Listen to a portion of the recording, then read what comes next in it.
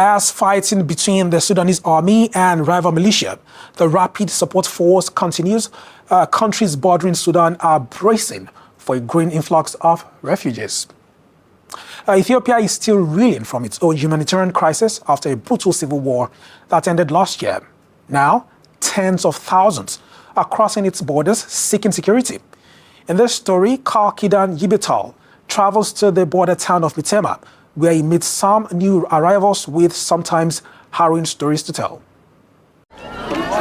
This is the border between Ethiopia and Sudan. It's through that road, crossing that bridge, that tens of thousands of people have arrived here for the past 2 months.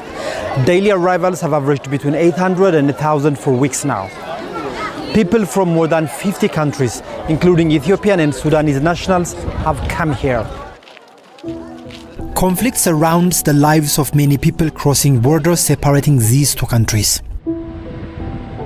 Just 3 years ago, a first tide of Ethiopians fleeing the violent civil war in Tigray region arrived in Sudanese territory. Now, a new conflict between rival military gangs in Sudan has pushed an estimated 1 million people to flee their homes. And more than 20,000 are thought to have crossed this border. The journey in from Khartoum is known to be dangerous, with many smugglers and human traffickers operating along the way, exploiting stranded and vulnerable refugees.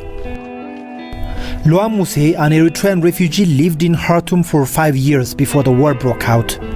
She arrived in Metema in early May and has been volunteering for the UN as a Tigrinya language translator for new arrivals.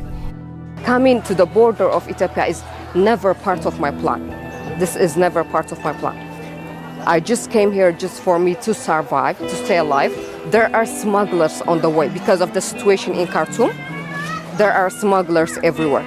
When we reached Gadaref, we were like 15 or something.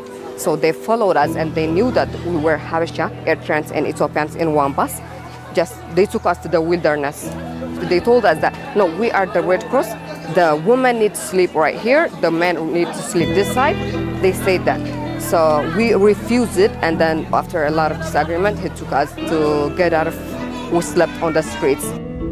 The UN human rights chief says he's alarmed by growing reports of sexual violence in the conflict. Very deeply troubling reports of sexual violence in Khartoum and Darfur have emerged. We are aware at least of 25 cases, but we also know how difficult it is to document these cases, so we are sure that the real number of cases is much higher. When we met Dr. Barecha Alemu, a physician treating new arrivals, he had been in Metema for just 5 days and had already treated 14 victims of sexual violence. Victims of sexual assault is actually one of the cases that we are treating, and it's helping. So when they come here, they are really very traumatized, and more of them were screaming, and we tried to stabilize them, and after counseling with our professionals, we took them to the health center, and they were given some prophylaxis, especially for the treatable conditions. The UN is expanding its camp transit centers in Metema to accommodate a new wave of arrivals expected in the coming weeks. The wounds of Ethiopia's civil war are yet to heal, and now the country is feeling the impacts of yet another conflict involving its neighbors.